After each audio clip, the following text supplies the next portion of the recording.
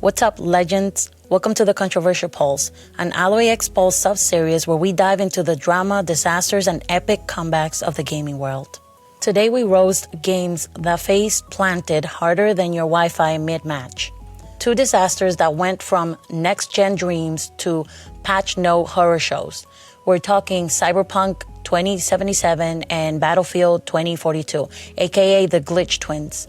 Let's plug in and pray this episode doesn't crash like their launches did. Jesus Christ. Let's go. CD Projekt Red hyped this thing like it was the second coming of gaming.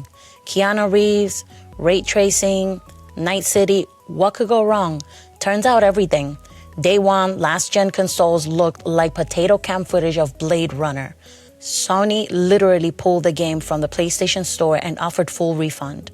CDPR owned up, stating, "We should have paid more attention to the old consoles." Then came the refund apocalypse. Despite all that, Cyberpunk still sold 13.7 million copies in 2020. So yeah, broken but profitable. Fast forward to 2023, Update 2.0 plus Phantom Liberty hit, reworking everything from cops to skill trees. Critics went from dumpster fire to pretty close to what players hoped for. Cyberpunk promised the future. It delivered the future if it ran on PS3, but at least they patched the apocalypse into a win.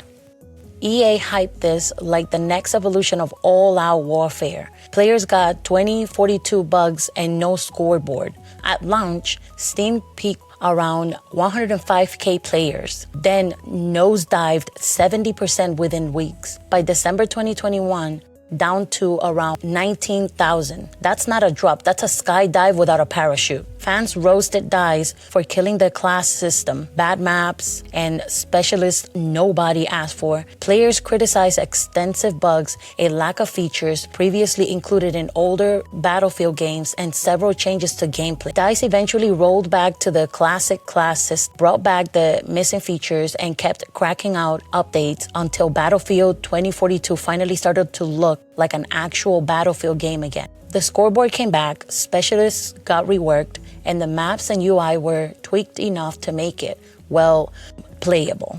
By 2025, Steam charts showed an average of around 5,500 players, peaking at around 10,000, which is, let's just say, alive but limping. What do you mean? After 2 years of patching just to reach what Battlefield 3 nailed back in 2011, you gotta hand it to DICE. They didn't quit.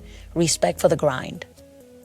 And that's our double feature of digital disaster turned into damage control. Cyberpunk patched its way to redemption.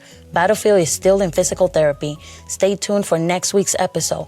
Saints Row's reboot meltdown plus Concord's speed run to shut down. Smash that like button. It won't crash like these games did. Thanks for watching.